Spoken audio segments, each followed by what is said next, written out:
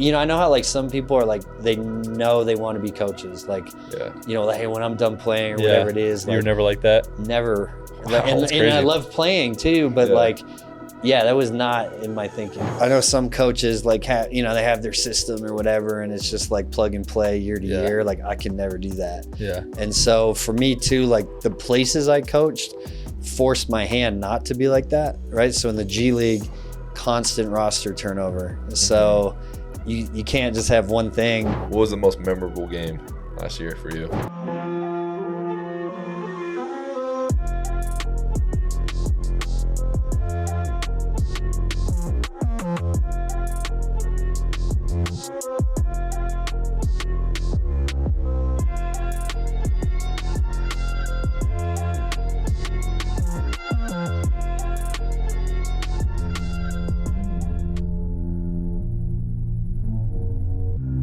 Welcome back to Life Beyond the Three, presented by the Center Street Media Network. I'm your host, Trevin Nell. And I'm Dawson Baker. We have Dawson Baker back in the house, everybody. I do. Hope you missed me. But more important, we got Will Voigt in the house. A.K.A. Willie. Willie is in the house. For those who don't know, Yeah. he's the new associate head coach. Congrats on the new position. Thank you. Clap it up for yourself. Clap it up for yourself. Come on now. Myself. There you go. All right, thank you. Big Appreciate accomplishment. What does that new position even mean for you? I don't think much. I think it's just a title, but title. It's the same approach really. Like you're just trying to figure out where you can help out. So Big time. Yeah. Other than I guess when KY has a baby, then There you go. I Get the run call it, up. but probably would have been that way anyway last year. So. Yeah. For those who don't know, KY just had his fourth child, a baby girl. So congrats to him. Baby Lily. Congrats to KY. Yeah. So Willie's been taking over for a little bit as he gets stuff figured out with that. And he's the offensive guy. So last year, Will did a ton of the defense. That's why our defense was so good. And then he wanted to really stretch his wings, okay? And he's like, I'll just take over the offense. I'll just be, dual motor, the best of the best. So what's different taking over the offense and, like, drawing up your own schemes and stuff like that? Well, we got a big void to fill with Trevin Nell not out there. I mean, obviously a lot, right? Like you're looking at the other side of the ball now. It's more execution based. So I think it's like really thinking about schemes. We were talking about the side out of bounds play and that, like, I think defensively it's more concepts, right? So yeah, I mean, it's great, great opportunity to, like you said, spread my wings a little bit, cover some other areas. So What would you rather coach, defense or offense? Ooh. That's a good question. Honestly, like, I've been a head coach the majority of the time. So it's like this whole notion of, you're like one side or the other. Like the defensive thing really didn't hit until all the peel switching got super popular, right? And so then I think it was just like, he's got to be a defensive guy because of that. And so I've been on like a defensive ride since then. So, that was, I guess, like COVID is when that video first came out. So, 5 years, it's like, oh, he's a defensive guy. But there have been plenty of times where I was focused on the offensive side too. So, it's good to get Blue back. and white goes crazy. There you go. Shall we talk about the peel defense and the evolution of it? Let's talk about it. Oh, man. Please give the audience an understanding of the peel defense, what it is and where it came from and your effect behind it. Well, like, obviously we could do a 2-hour podcast and like really breaking it down, but in essence, for like the hoops junkies that listen and watch, the premise is that you don't want two players on the ball and you don't want to be in long closeouts. If you really had to kind of boil it down, and then, how it was created. I was coaching the Angola national team. We had a player named Reggie Moore who was towards the tail end of his career, but a lights out shooter and a guy that we were going to need to play because we needed his shooting, but really couldn't guard anymore. And so I would just watch, when he was isolated on the perimeter, his teammates would tell him, like, hey, like, I've got your help here. And then they would peel. So I was watching them do it.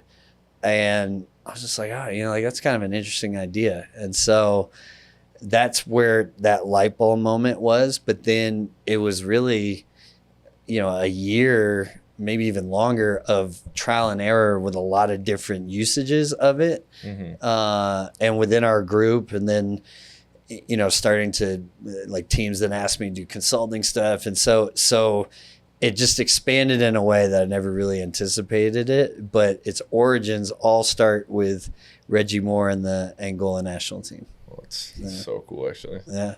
Wow. So my question, like, kind of stems from, like, okay, so you said you were going to be a head coach. Like, you are a head coach and you've been a head coach. What are the responsibilities for, like, a head coach when you play? Because, like, I feel like there's the offensive-minded coach, right? That's, like, telling you to call plays or what plays, and the defensive-minded coach, it's like telling other plays. So what does, like, the head coach do? Does that make sense? Like, even in football, right? There's an offensive coordinator, defensive coordinator. But I think there's a lot of different ways to do it. So I think in football, just because of the size of the program, that's why it's really like you're a CEO. Yeah. Okay. Right. And so like you have to delegate because there's too much, right? There's too many things to cover, too many players to cover. Like couldn't possibly do it all. I think basketball, because it's like smaller, more intimate, it really depends on the head coach. So, I've seen and know some head coaches who like take a hold of all of it. Yeah, the whole thing. I've seen, some who want, like I say, on both sides of the ball, some who gravitate more to the offense, gravitate more to the defense, and then others that fully delegate both and just kind of, come in to fix certain things. Gotcha. What were you? Honestly, like I've been all three of those. So it's awesome. It's really dependent on probably the team, the staff. But like one thing that I learned, when I was a younger head coach, for sure, I wanted it all, right? Because I think, when you're a young assistant, it's like, you can't write, and when you get your chance, like you want your fingerprints over everything. Yeah. And then it was really in the G League. Back then, it wasn't even the G League; it was the D League. Before Gatorade dropped a bag on the NBA, I started to realize that the development of the staff in a lot of ways was just as important as the development of the players. And so like one of the coolest things for me that came out of those years in Bakersfield were the number of staff members that went to the NBA. So, and a lot of them still in the NBA. A lot, like Jordan was my assistant in Bakersfield. So, went on to be a head coach in the G League, and George Gallinopoulos, was with the Mavs, ended up being a head coach in the G League. Like John Bryant's on the front of the bench for the Chicago Bulls. Like I can go on. And so I think it's just like a maturity thing, right? Like at some point you get to an age where, you realize like how you can impact others. You realize like you don't need to have control over all of it. So sort of my personal approach as a head coach, like I always like to use the reference of I'm a dentist, right? So like when you go to the dentist's office, you spend almost all your time with the dental assistant. Yeah. Right. But then, the dentist will come in, and if there's like a real problem, he's going to solve it. Yeah. Right. But if everything was good and the dental assistant handled everything, he just comes in and it's like, yeah. Smiles. Yeah. Make sure they like you and you're you're good to go. So now we know what he did with that. But like that, so like to me, like that's my like where I'm at now in my stage. But I get it, like especially with younger head coaches, like I get why they want to like really like have a lot of control over it. That makes sense. Yeah, I think it's cool. Like not only the players are still developing, but also the coaches at the same time. Like, do you feel like that's something that you're still developing? You've been coaching for a while, but do you feel like you learn something new every day, or do you feel like it's a slower learning process now? Oh no, definitely learning something every day. And for me, it'd be boring if I wasn't. Yeah. So, I know some coaches like they have their system or whatever, and it's just like plug and play year to year. Like I can never do that. Yeah. And so for me too, like the places I coached forced my hand not to be like that, right? So in the G League, constant roster turnover. So you can't just have one thing and ride it for Yeah. a year, right? Because like, oh, we're running everything for Trev. Oh, Trev just got signed by whatever NBA team, and oh, here comes Dawson Baker. So what are his strengths? Might be different. Like, You got to just change everything. Yeah, It's so like you micro gotta- adjustments every day. yeah, like you got to find how to put your players in a position to be successful, and so the national teams also similar, right? Like, you've got a kind of, I mean, it depends on the country, but you're working with a relatively limited pool, and one country could have a totally different makeup than another country, and so. Between G League, national teams, and then I was doing a stretch in order to spend more time at home where I would only take jobs mid-season. So, so like now, That's tough. like now I was coming in fixing something that wasn't working, right? So like they had fired their previous coach. So obviously we're not going to just replicate what was going on. So like that helped me kind of what you're talking about, DB, like, how you got to find something new, like find what's going to fit this group, and that's from a coaching standpoint one of the things I love. Like so many different ways to do this. People have so many good ideas. You gave me a BOB from your 7th grade squad. Like, hey guys, just let you guys know, Utah Blitz BOB is. You guys want to watch some highlights? Yeah, game changers, guys. Yeah, but no, I think like for me. That's got to be like the day that I'm not trying to learn something new and think I have it figured out. You're like out. I'm probably done. Yeah, I'm actually interested about this. Like, what under KY? Like, what have you learned that's been something kind of different that you haven't seen before in all your years of coaching? Well, I mean, I don't want to like give away the secret sauce. Yeah, to, that's fair. No giving like extreme no, details. It's not a secret ingredient. Just a little teaser. I mean, one thing that I've enjoyed when you have the head coach hat on, right? Like it's just such a different lens. And so when you now can be an assistant, you can watch how, KY does it or how somebody else does it. And like I said, there's so many different approaches.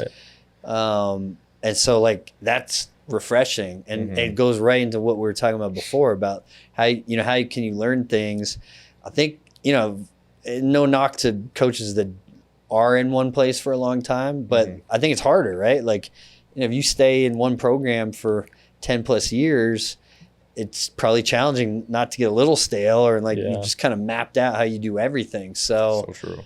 Watching how he handles certain situations, like there's definitely some cutting components that I haven't used before, and like, seeing him do that, but just like what he values and, how he approaches a practice and a game and, all those things is really helpful. Love that. Love it. I want to bring it way back. Okay, way back.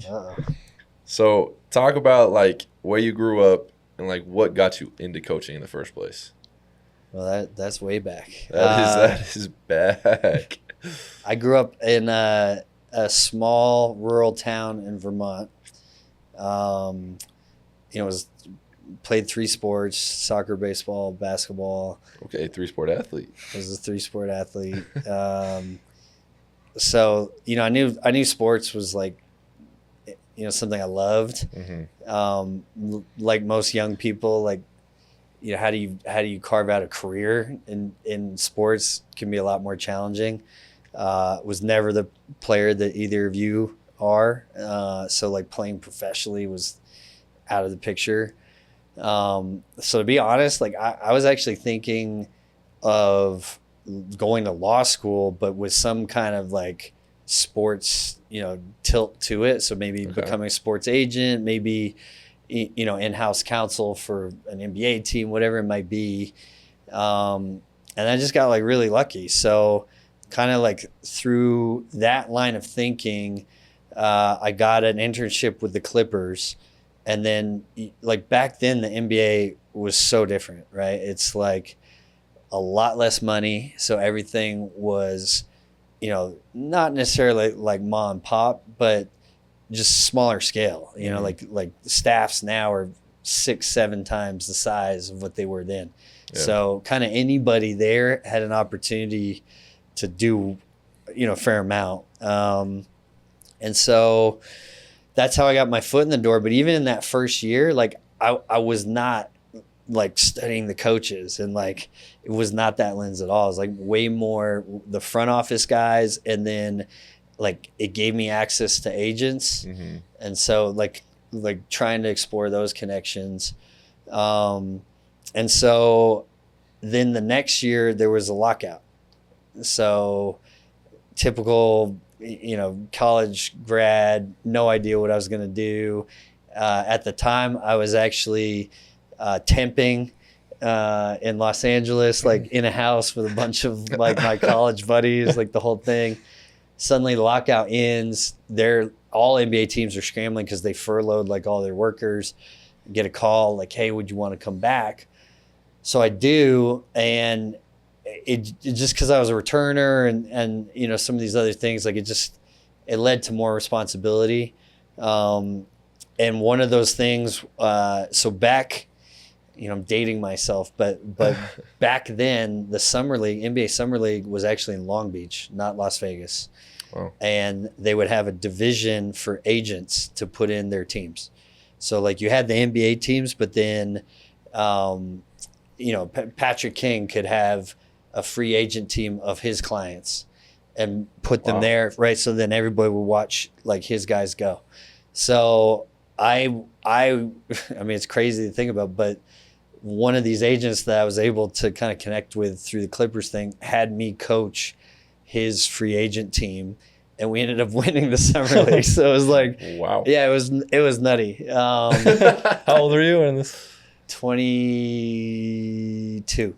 So the guys that were on the team were probably older than you. Oh, every single one. Yeah. That's crazy. Yeah, That's every single one. Did they show you a ton of not like, but like respect and everything was there? Or is it like, I mean, like, this guy's young? It's like the story of my life is like kind of a just enough confidence and just enough ignorance. Like the perfect combination, right? Of like, if I were to be self-conscious about it and really study, I probably would have found all the things you just brought up. Like, I'm sure they were like, who's this dude, right? Yeah. Like on a million different levels. But I didn't really think about it, to be honest. Like I didn't really think about it. And I had enough confidence to like, coach them, not be afraid to coach them, and was lucky enough to win. And so while I was at that, that was the year the Spurs won their first championship. And so Coach Popovich was there, and Coach Popovich used to coach where I went to college. Oh, wow. Now I came in after him, but so there's like enough to kind of be like feel confident enough to like walk up, talk to him. Yeah. And so I introduced myself, a little bit of background, and just asked if there might be an opportunity, like got connected to some people from that. And so lined up an internship with the Spurs. So, and no knock on the Clippers, but back then the Clippers were, this is Donald Sterling days, like not what they are now. So yeah, I was like all about it. But the internship was going to be in the front office. Oh, wow. So I was going to work for R.C. Buford, who's now CEO of all of Spurs Entertainment. But back then was, I'm not even sure his title, assistant GM maybe. Okay. And 2 weeks before I was going to go to San Antonio, I get a call, and he's like, our video coordinator's not really working out. Like, do you think you could handle that? Whoa. And so I'm like, yeah, of course. No background whatsoever. So I flipped right before I came there, and now I was in the video room. And back then there were only two of us. So It was Joe Prunty and myself. And then the next year, Sam Presti, who's now president of OKC, he came in. So there's three of us year two of us year one. But it forced me into this coaching pivot that I wasn't necessarily planning on. And then I was just like, oh, this is cool. Like any stupid 23-year-old would oh, this is cool. And just probably wasn't until, 3 or 4 years, I was like, oh, I think I can make a career out of this. Yeah. So long-winded answer, but that's how I got to coaching. Wow. Yeah. I didn't even know that. That's That crazy. is actually crazy. Yeah. So you had no idea like what you want to do. You didn't know if you want to be coaching or consulting in like a law position or just like videoing. You had no idea going into that. Yeah. And you figured it out throughout the whole way. Yeah. Wow. No, it's wild. I mean, the only thing guiding me was my love of sports and love Yeah. of basketball. But yeah, how I would get there, like I know how like some people are like they know they want to be coaches, like Yeah. like, hey, when I'm done playing or Yeah. whatever it is, You like were never like that. never. Wow, Like, that's and I crazy. love playing too, but Yeah. like, yeah, that was not in my thinking. So that's funny. That's insane. Did you know like when to be like the video person, when you walked in, there's the other person there. Obviously you're relieved, but like was the other guy like, dude, you know nothing. Like, what are you doing? Probably. Like, If Joe what- Prunty is listening right now, he would say yes. Joe's the lead assistant with the Orlando Magic now. But yeah, I'm sure he would say absolutely.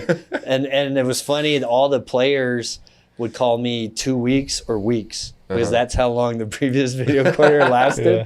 So yeah, I'm sure everybody was like, I don't know if this guy's gonna make it. Yeah. Did we count down the seconds? Yeah, pretty much. That's crazy. But yeah, no, I mean, I was really fortunate. Obviously, San Antonio, one of the best organizations in all of sports, and Coach Popovich and RC, and all these guys like Mike Brown, Mike Budenholzer, Mm-hmm. Sam Presti crazy. comes in, Lance Blanks ended up being GM for the Phoenix. Like All these guys. all these guys were there when I was at a young, impressionable age. So it's like, how lucky was I? Yeah. Just really fortunate there. That's super cool. I feel like you got crazy stories through Yeah. this whole experience. What's the craziest story you've ever Let's experienced? keep it like PG-13 rated, all right? Well, I coached in the G League for a long time. So Yeah, there's got to be crazy stories with that. uh, What's the craziest thing that's ever happened? Oh my gosh, the craziest thing that's PG. 13. We got the rating up. Oh man. Most of the crazy things probably go past PG-13 ratings. But What's something that you could say, though? yeah, well, okay. So this one, because it's really more like it's something I was personally involved with, where like most of the others were just having to clean up after the fact. So when I was coaching Angola national team, we qualified for the World Cup. The World Cup was in China. And so when we first got there, there were some other teams that had been there earlier and had some issues with practice venue, like there were no balls and a couple other things. So one of the Italian coaches like put something on Twitter, and then like we had an issue too. And so I also like kind of seconded that fact. And then like all of a sudden, like all these weird little things started happening to our team. Like, oh, sorry, your bus isn't ready. Or, oh, sorry, like we don't have the credential. Or oh, like, so we quickly realized like the government caught this tweet, didn't appreciate it, and like we're making things hard for us. Wow. And so like it escalated to the point where the head of the World Cup, like the FIFA director of the World Cup, had to fly in from Beijing. We had to have like a meeting with essentially the governor of that province. Like it became a really big thing. And like they had like spies. So like we noticed like this like chef guy who would always like be there but never be cooking. And then like whispering in here. So like literally they had like spies following us. Intel. But get to like the real moment. So they were getting ready for our first game, and one of my assistant coaches, John Bryant, actually I referenced earlier, he's on the bench for the Chicago Bulls. They don't have a credential for John Bryant.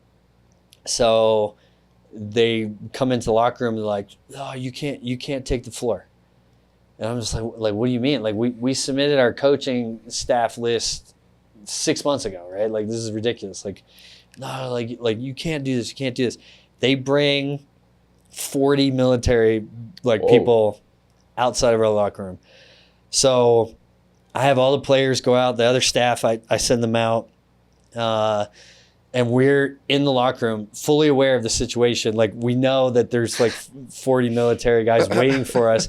We're watching the clock like count down, and I'm just like, JB, you know, John Bryant, JB, I was like, JB, like, I'm not taking this court without you. And he's like, oh man, like this could be bad, like that.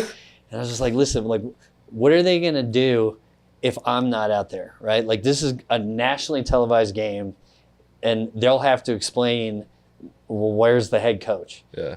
So the plan we came up with was that we were gonna wait until the start of the national anthem and literally just sprint like past the security guys fast enough that they kind of like don't know what's happening, and then assume that they won't run onto the court because now the cameras are rolling. Yeah. So it'll just be the two of us who like out of like the corners are rushing on to the floor.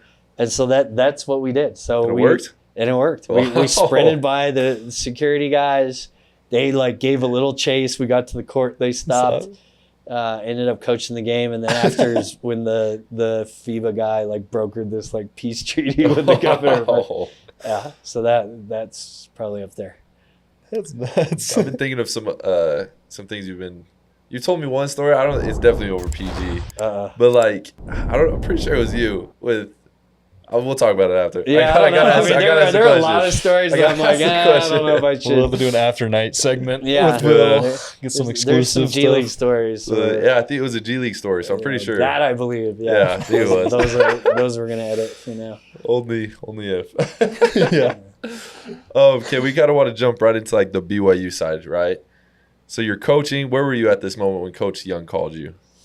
So I was the Spurs G League head coach. So what were your thoughts when he called you? A, did you know about BYU?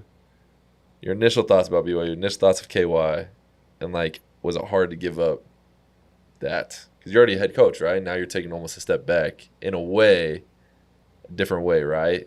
Yeah. So talk about that. Yeah, I mean, it was a lot to process. And I'm trying to remember exactly when, but right before NBA draft camp, because I was coaching a team there.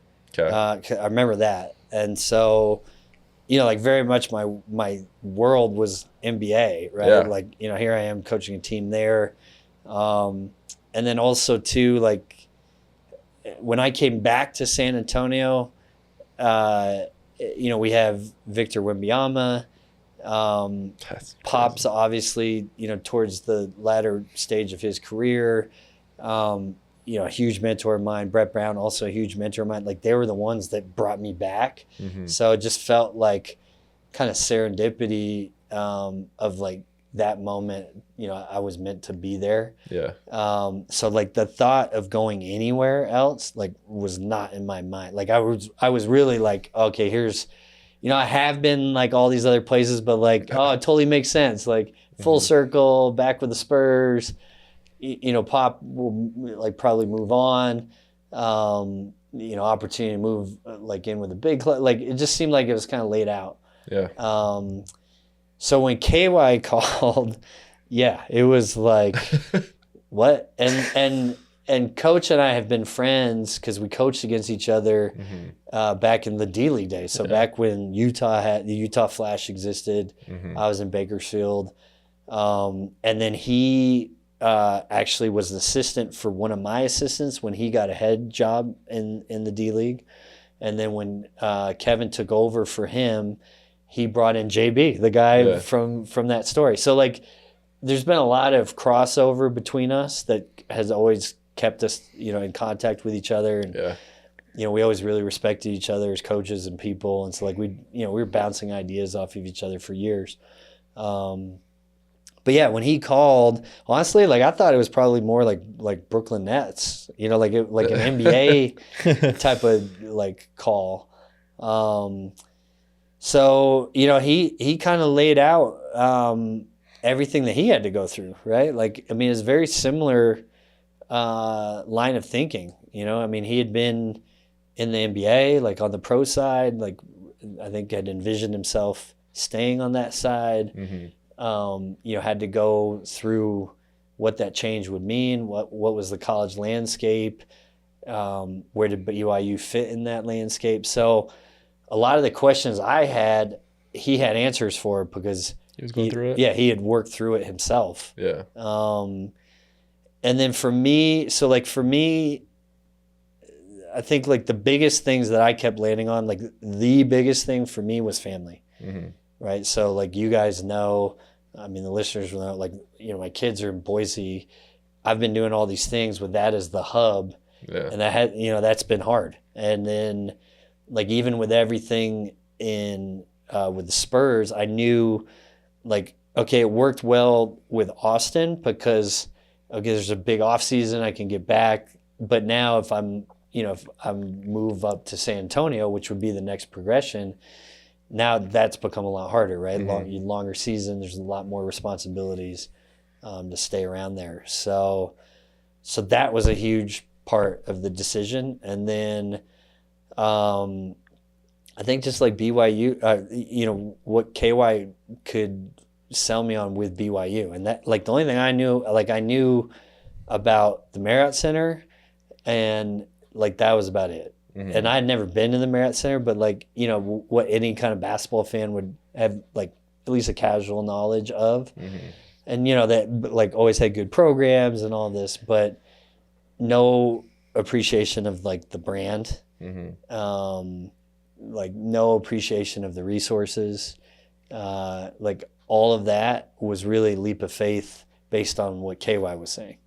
And so, once I made that decision, then coming here and like seeing it, and then, seeing, not only coach, but, Brian Santiago and, President Reese and, like everybody, right? Like how supportive they are, how supportive they were of me and my family, and just, how much everybody was going out of their way to make sure my transition was smooth. And then the coaching part, like, honestly, like, I kind of expected that you guys would be great to coach. Like, not, don't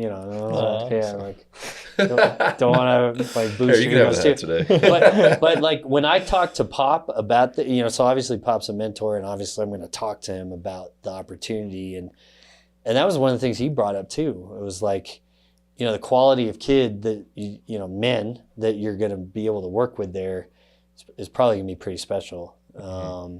And that's something he always valued, something he built the Spurs around. So I think that also was a part of it. Like if I was going somewhere and maybe, like not knowing what kind of players we were going to bring in, and, how important character was going to be and all these other things, like maybe I wouldn't have gone. Yeah. So last season was your first season college coaching. What'd you take away from it? What was kind of the most memorable games and moments this last season? I mean, I think like for me, just that team, hopefully you guys felt the same way, but like that was like a special group of people. Yeah.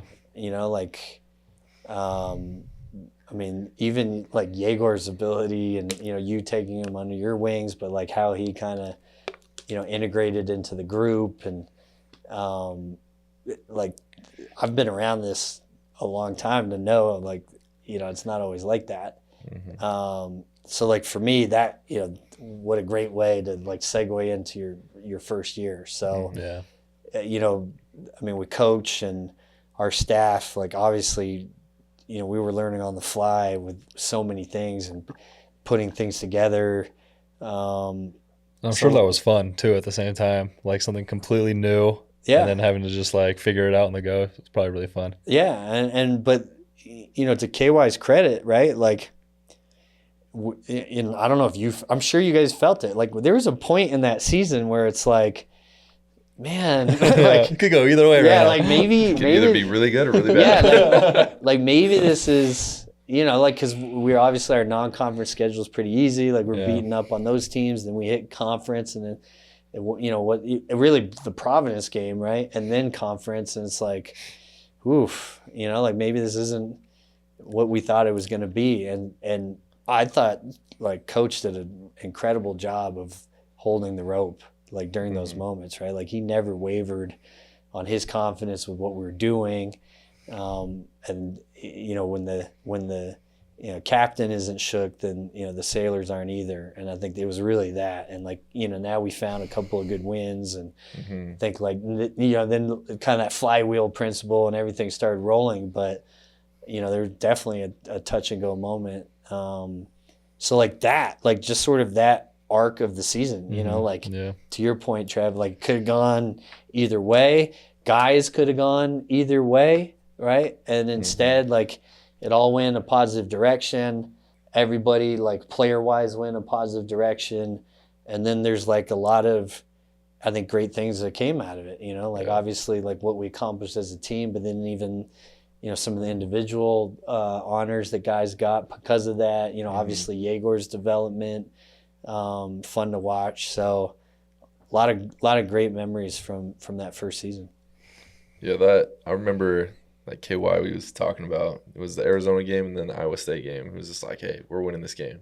Like, look at me in the eye. So I think, like, goes to your point of, like, when the captain's not shook, like, the assistant coaches aren't shook, players aren't shook, because we're all, like, I feel like we all look at to our player development coach first, then we, like, look at the coach, and if, like, everybody's, you know, very confident, then it just kind of instills confidence in us.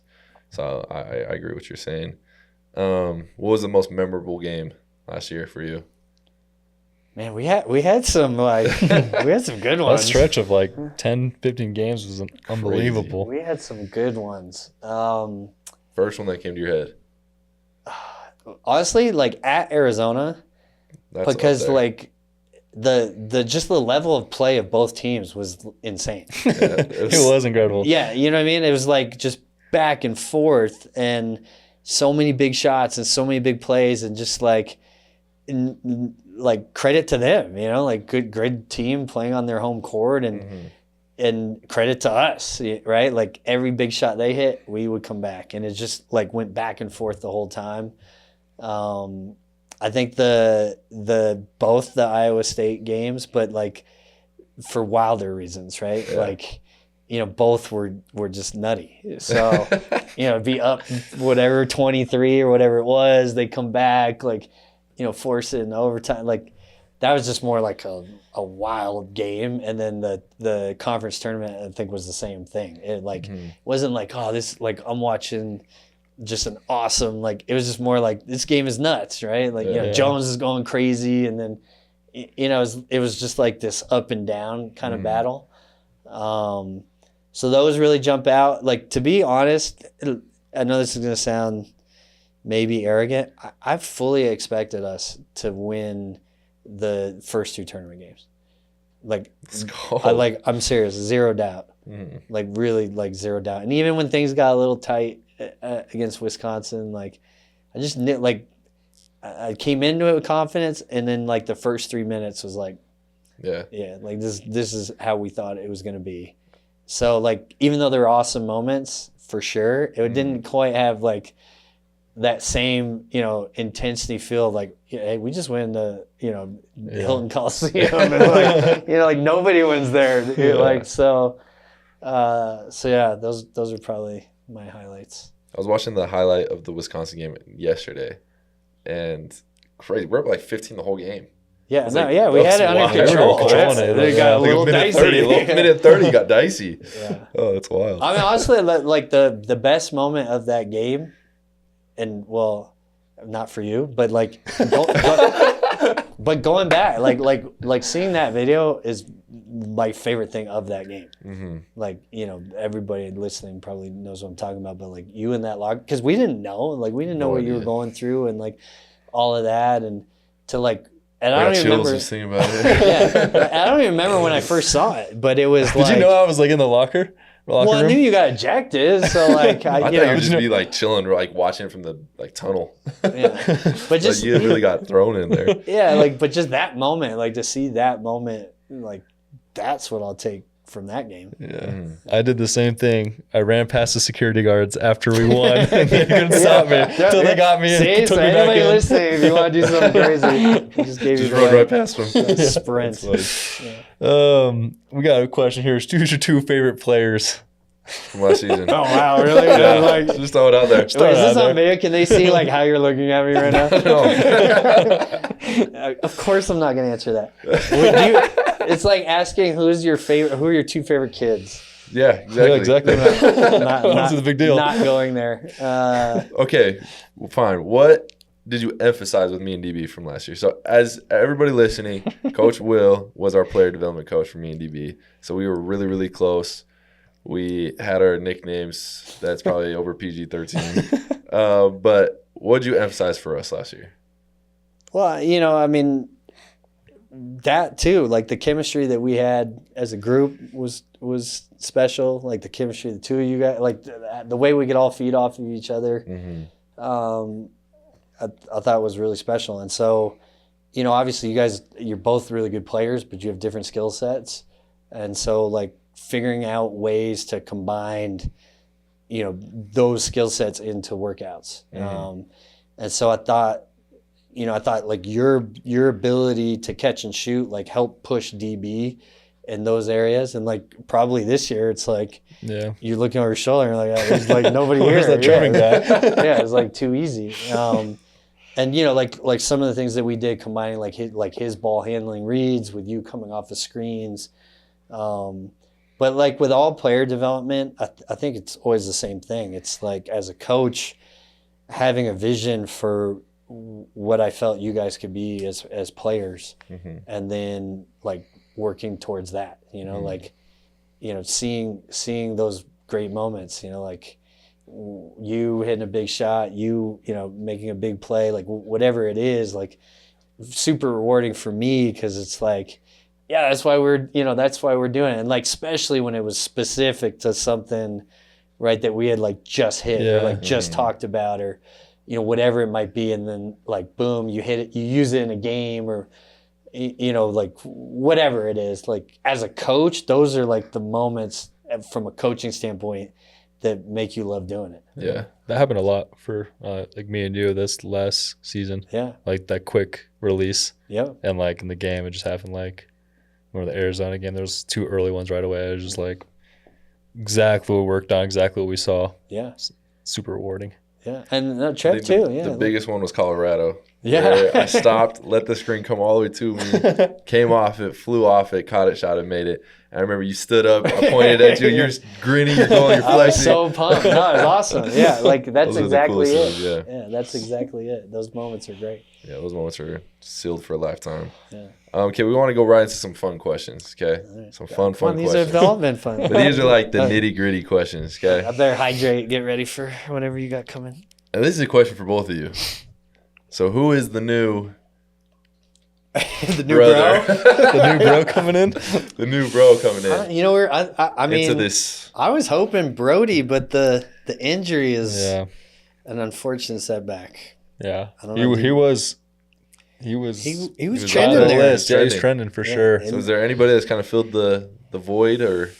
It's Is it really not. No, We have to make up a person to I'm just gonna have to like and pull somebody initiate someone in. into it. You Oh, know, they're that's not brutal. really just asking for it. Yeah, it's can't been, just ask Do you somebody see to do it, though. anybody? They have Yeah, to- no, they have to like they kind of have like initiate and Yeah, you have make to it almost happen. like, okay, this is the person that's ready. yeah. But if they're not there, you can't. and could be it's just tough one man. because like we were grooming Brody.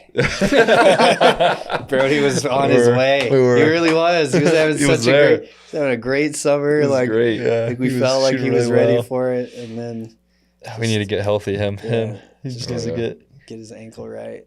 So it could still be Brody, but it's still far. might be far out delayed. there. I Yeah, might it's a be TBD. lone wolfing it for now. Me and Willie just. Kid kind of almost gotten used to that. No, we have been doing a lot, just me and you. Yeah. So- like, because his rehab stuff, Yeah. and so we have done a lot of just one-on-one stuff. It's exciting. Yeah. All right. We miss you, We man. can come back in the gym whenever. I know. I'll Join. come back and say hi. Come on in. Catch me. I can catch a breath while you get a rep. Yeah, got some new drills for you. Oh, let's go. And then we got a funniest moment with me and Trevin.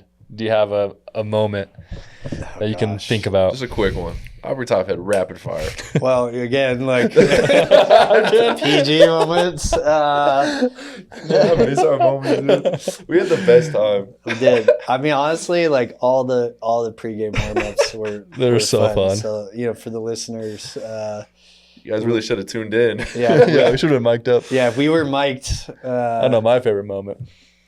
Okay. The tank top? Yeah. Tank the top. tank It was top. crazy. The only thing that wasn't great about the tank top is I'm not sure that KY appreciated that very much.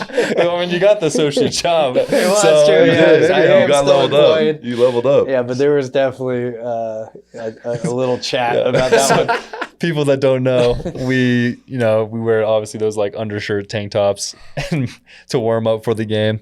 And we were always trying to convince Will to wear one with us to warm up in. Just to match. So And eventually he comes out, has a shirt on, and rips it off in front of the student section and has his tank top on. Oh, we were dying. It was a great moment. Just to let you know, we shot, I think, our best percentage that game. I was like, let's just Who did we play? We had to win that game. Yeah, we won by a lot. yeah, But for sure. me and DB, I think, shot like 85%. Yeah, no, it definitely worked. But yeah, Oh. KY was not feeling that. Was it Queens? It might have been Queens, Dude. honestly. If it was Queens was the then double we were whammy. going You guys crazy were that game. dealing. It was brutal. Yeah. I think we both had like 6 threes. Yeah, it was nuts. You both would have gone for 30. We'll bring it back. We'll bring it back. All right, now down to the best part of the show. Oh, Super let's go. Smash. Okay. Oh, Super Smash. now it's getting real. Now it's getting real. Oh, So, boy. guys, we had an elite Super Smash, kind of like we played against each other. We were going at each other the night before the game, 2 nights before the game on the road. It was always on the road. But it got pretty heated sometimes. Dynasties were created. Dynasties were destroyed. So the first question is rapid fire, okay? What character fits you on Super Smash? Well, okay. So I don't want to reveal too much, but I did make mention of this. So I was in the lab with my son all summer. Yeah, I love that. So there might have to be a little pivot. So I don't want to reveal it. Like, Whoa, there you're gonna save it for the season? I'm serious. There needs to be. If we're not, not well, there. first of all, you know that randoms is how I rock. Okay, randos. I am the rando He king. does like randoms. Yeah, I mean, come on. Like, Rando Dynasty right here. So we all know that is facts. But Maine's Dynasty is but right I have here, a though. new main. Yeah, I it's can't facts. reveal the new main. You're not gonna- Really? It's All right. that elite? We're gonna wait for first road trip. Elite. That's why I was like, we gotta get up. But what I if feel like I'm not I'm going to getting be rusty. there? I'm not going to be there. Well, come on, we can make this happen. Like, Okay, I'll just come on the road trip. I'll just come on the like, road trip. Little jumbotron Okay, in well, there. I Jumbotron. Yeah, Like, we let's gotta- go do it we got again. That was fun. Jumbotron. Yeah. Okay. All right, so you're not gonna choose anyone. What would you say before? Who was your character? Who's your go-to? Well, I mean, my go-to was Rando, right? Like, Okay, but who was it when you Before. had Maine? You had 2 people. no. Who was the second person? Remember Lucario? Isn't that his guy? No, Who was his first one? Who was the second one? I was, like, who's the Simon. axe dude? Simon. Yeah, Yes. Throw the freaking axe. No, Yes. I would spam with Simon. I don't think Lucario was ever my guy. See, that's how far off I am that I can't even remember that it was Simon because my new guy, Is elite. Elite. Wow, All I'm right. excited. You got to pick your dynasty for Super Smash. Who you picking? Wow. I'm gonna hurt some feelings. Go for it. I don't. And this is Main Dynasty, not Rando. Oh, Super Main Dynasty. Yes. Oh, Yeah. because the Main. random dynasty was already formed. Like, Sure. Who you was don't- on your you team? don't- Just talk about you who's don't- on your team. You don't change perfection. I mean, pretty much like me and D Hall with anybody else was like guaranteed victory. Me and J Mac had a solid run with us. Trey started out with us Okay, it was before first you off, poached him. it was me, Trey, DB, and whoever else wanted to come. We won every single time. Early days Trey was. Our mains were elite. Yeah, By the way, and what happened with Randos? we had main was Samus. my main was Lil Mac. yeah, a little spammer. I cooked you. All right, so who's your dynasty? Pick them. I mean, like I said, D Hall. Okay, And D-Hall. You, But you're saying like form a new dynasty? no, No, who's this is your Dream Team Your Dynasty. Dream Team Dynasty. Dream Team To Dynasty. play a main. You gotta To play a main? You Take let on people get a anybody in the pick. world that you're gonna take. So you got you, D Hall. I mean, You can go. I don't care. Come on, pick. Hurry, 3, 2. It's DB Trey. Wow. Oh no! Oh my I mean, goodness! Shots been God. fired. What's the reason for that? Wow. I mean, come on. If we were just gonna look Wow. back at like damage, like We're looking at your damage. That was the You best. said- you Remember said one draft. game with Willie? We're wanna looking show back at that. the damage, and Will has like 40 damage. 40 damage. We're all in like the 600s. Yeah. That's crazy, Will. All right, I'll remember that forever. See, I knew Hey, I you. respect You that. set me up. That was I'm the gonna setup remember that. question right there. I was like looking right at you too. Like, I know you were. Trey, shout out Trey though. Hopefully, Shout out Yeah. Trey. Well, he's not practicing. I know that. Okay, last question of the day. Okay, how many CPU level 5 duck hunts could you take on? That's a lead. That was my question. So That's funny. I mean, 2 months ago. Well, 2 months ago on Temple. Mm-hmm. Look, he knows the map. Yeah, he knows. no, no, He's no, been no. locked in. He's locked 2 months in. ago on Temple, 4. Really? Yeah, no, I'm telling you, like finishing skills were there. Oh yeah. Well, now, You figure out the like, tilts. maybe- Remember when we taught you about the tilts? Yeah, well, that was a game Blew your changer, mind. right? Like Yeah. I didn't know, like I was playing without knowing tilts. Like I was playing without knowing a lot. I'd just be like, oh, like what did you just do? And you guys would be like, oh, like nothing. Like nobody would say anything. Me, I actually, Yeah. he's the one. Like, B.I.'s a spammer. He's so bad. Oh my He's gosh. so yeah, bad. yeah, we love him, but yeah, That's funny. He kills himself half the time. Well, low. yeah. Well, Will, thank you for hopping on the pod. This has been a joy. Yeah. Love to learn more about you. So this is your time to look in the camera and just give okay. like a 20-second advice to young people, even young coaches, young players trying to get to their dreams and whatnot. So not about Smash. Not about Bros. Smash. We're just talking You Smash can give Bros. 20-second. Change your man. Get on the sticks. Wow, putting me on the spot.